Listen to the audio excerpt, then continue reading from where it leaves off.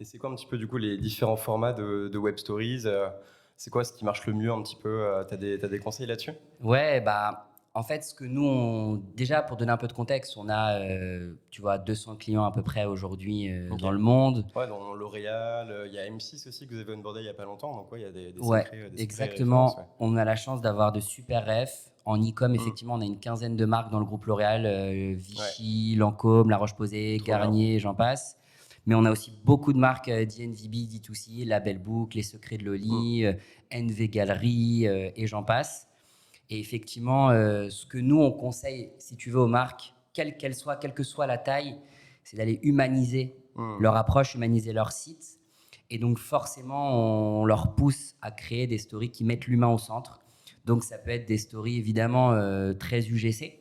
Donc, je Ouais. pense qu'on en reparlera. Hmm. Mais ça peut être aussi de montrer des unboxings. Ça peut être aussi de montrer des détails produits.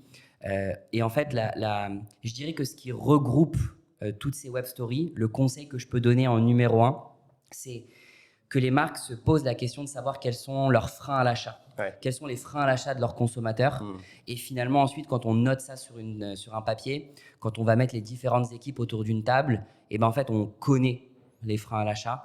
Et derrière, et ben ensuite, on peut y répondre avec un format web story. Sachant qu'en fait, si tu veux, aujourd'hui, le trafic, tu le sais aussi bien que moi, il est de plus en plus mobile. Hmm. Ouais, carrément. Sur le téléphone, en fait, aujourd'hui, les marques, elles ont au minimum, au grand minimum, 70% de trafic Ouais, mobile, minimum. minimum. Hmm. Mais les gens ne lisent plus le texte. Donc, en fait, Ouais. si tu vois, tu peux lever les freins à l'achat avec du texte, mais plus personne ne lit.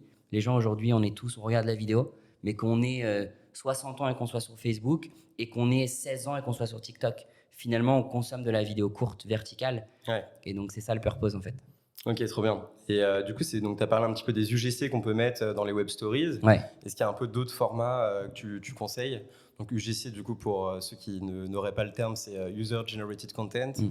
Concrètement, c'est des vidéos d'utilisateurs finaux, donc créées par des utilisateurs, Ouais, qui vont justement, comme tu disais, humaniser le parcours d'achat, l'expérience. c'est ça. Et puis, comme tu disais aussi, voilà, se faire sentir avec une expérience sur les réseaux sociaux. Ouais. Donc j'imagine qu'on va aussi pouvoir être plus actif sur le site, rester un peu plus longtemps, consommer le contenu. Donc il y a les UGC d'un côté. Est-ce qu'il y a d'autres types de contenus, peut-être créés par les marques elles-mêmes, que tu peux ajouter? En fait, oui, c'est un mix, si tu veux, de contenu Ouais, qui va performer. ouais. On arrive sur une fiche produit, par exemple, je sais pas, on va prendre une marque cosmétique, on arrive sur une fiche produit d'une marque cosmétique. La question qu'on va se poser, c'est quels sont les ingrédients. Donc, on peut Ouais. montrer, tu vois, les ingrédients du produit, mais ça, Hmm. encore une fois, ça doit être incarné. Ça peut être un créateur de contenu, quelqu'un de la communauté, ou même quelqu'un qui travaille au sein de la marque. Donc, on Ouais. va l'incarner. On va montrer effectivement des UGC en parallèle. On va montrer des contenus d'influence également. Tout ça, c'est pour incarner la marque, projeter le consommateur. On va montrer une routine, par exemple, se dire, OK, moi, là, j'achète une crème de jour, mais qu'est-ce que je pourrais acheter comme produit complémentaire? Et ça permet de faire du cross-sell. Et ensuite, pour continuer sur le chemin de lever les freins à l'achat, on peut expliquer la politique de retour, la politique de livraison. On peut aussi faire des avis clients. Alors, encore Ouais. une fois, l'idée, c'est pas de remplacer les avis clients qui sont avec du texte et des étoiles. Ça, dans tous les cas, il les faut parce qu'on les lit aujourd'hui. Notre cerveau est habitué à ça, mais Ouais. on vient compléter tout ça. En fait, aujourd'hui, les gens, encore une fois, ils lisent beaucoup moins.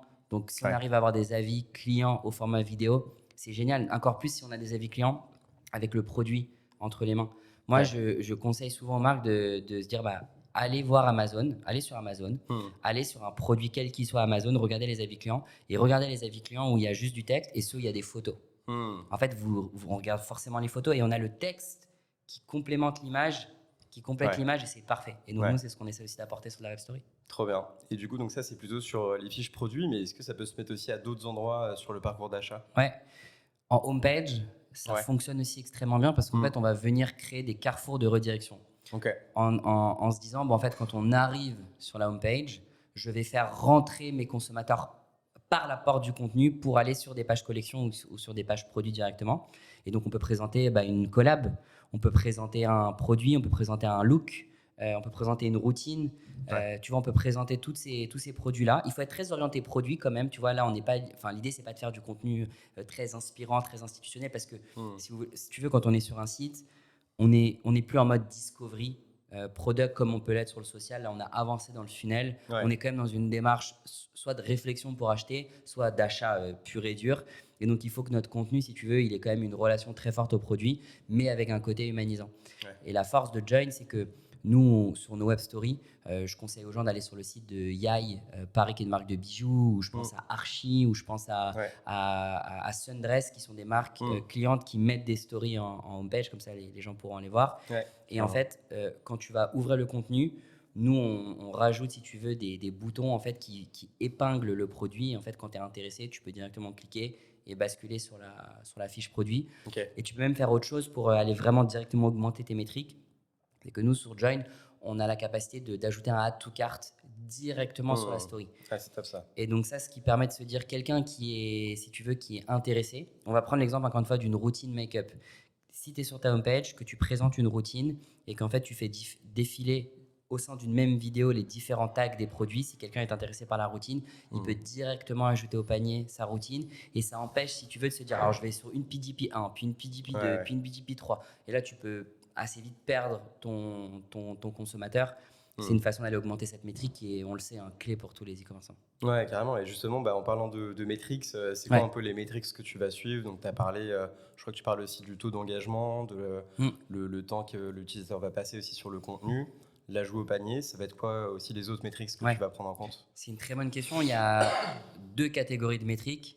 Tu as des métriques très business. Déjà, c'est les principales, évidemment, c'est celles qu'on traque avec nos marchands en premier temps. C'est de se dire, évidemment, est-ce que ajouter du short content à mon site qui va lever en théorie les freins à l'achat le permet? Et donc on regarde évidemment, est-ce qu'il y a un uplift sur l'add to cart? Ça, c'est la métrique principale parce qu'en fait ta web story, si elle est en PDP, tu as un impact. PDP pour Pardon, préciser. PDP, je dis PDP, c'est en anglais, c'est pour dire page produit. D'accord, ok. Mais c'est page produit. J'arrête pas de dire PDP en ce moment Non, parce que c'est bien, on apprend des c'est ça. termes. Les marques, notamment L'Oréal, nous disent beaucoup PDP, donc c'est plus rapide. Mais ouais, donc fiche produit. Et donc, du coup, on va avoir avec les web stories un impact direct sur la to cart, donc c'est ce qu'on regarde. Après, il y a évidemment, est-ce qu'on a un uplift du taux de conversion? Alors, forcément, le taux de conversion, c'est hyper important que les marques elles aient en tête que un taux de conversion, il dépend évidemment de plein de choses. Si tu as augmenté ton add to cart grâce aux web stories, mais qu'après, au niveau de ton panier, il faut par exemple, tu dois obligatoirement créer un compte. Si la personne elle se déchauffe après pour passer à l'achat, tu te doutes bien qu'il y a plein d'autres facteurs. Et si sa carte passe pas, etc. etc. Puis tu as les flots de postes d'abandon de panier. Mais bien sûr. Qui rentrent en ligne de compte aussi. Évidemment. Mais quand même, nous, on a des benchmarks. Tu vois, on peut aller augmenter jusqu'à 8% le taux de conversion.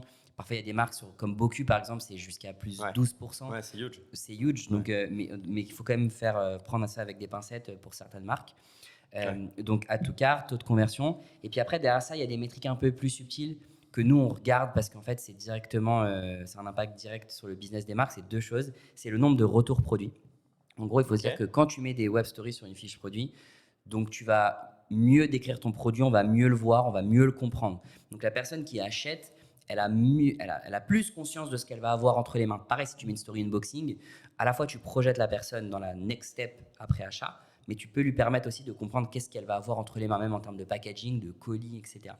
Donc tu vas diminuer le taux de retour. Et encore une fois, tous les marchands te le diront, le taux de retour, c'est très important. C'est un impact direct sur les bidas, les retours produits. Enfin, s'il n'y a pas de sujet, il faut le traiter, il faut le gérer, c'est du stock. Enfin, c'est vraiment très galère. Donc, taux de retour produit qui diminue. Et il y a aussi le nombre de tickets au support. Ça, au début, nous-mêmes chez Join, on s'en était pas aperçu. Mais il faut se dire que quand tu vas exposer des réponses visuelles, vidéo, mobile first à tes prospects qui sont sur ton site, tu vas désengorger ton service client. Et qui répond au service client? Ce sont des gens, généralement. Bien sûr qu'avec l'IA, il y a plein de choses qui se mettent en place. Néanmoins, il y a quand même du people derrière. Ouais, c'est clair. Et donc ça, c'est des métriques un peu plus subtiles que nous, on suit.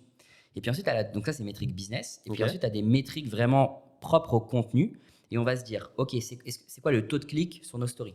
Donc en fonction de la position, on va se dire, est-ce que ça clique bien? Est-ce que les gens sont intéressés pour cliquer sur le contenu? Ensuite, on va regarder le taux de complétion. Jusqu'à où les gens vont dans une story. Ça démontre l'intérêt ou pas d'un contenu. Comme ça, on peut le supprimer si vraiment ça ne fonctionne pas. Ou alors capitaliser dessus et créer d'autres choses pour d'autres fiches produits si ça fonctionne. Et le taux d'engagement, nous, dans nos stories, on peut mettre des quiz, des sondages, des formulaires. Alors, ce n'est pas tant sur une fiche produit que c'est intéressant de faire ça parce qu'on est dans une démarche d'achat. Donc, on n'a pas envie de poser des questionnaires aux gens. Mais par exemple, sur un unboxing, avec un petit fascicule, un QR code, tu scannes et tu peux poser des questions à tes clients, bah, dans ce cas-là, oui, le taux d'engagement, si tu veux, il est très important. Et je finirai par le taux de clic. Le taux de clic, c'est ce que je te disais tout à l'heure. Si on rajoute, tu vois, des boutons dans nos stories pour rediriger vers une page collection, par exemple, on va regarder tout ça. Donc, métrique business, Hmm. métrique contenu. D'accord, ok. Et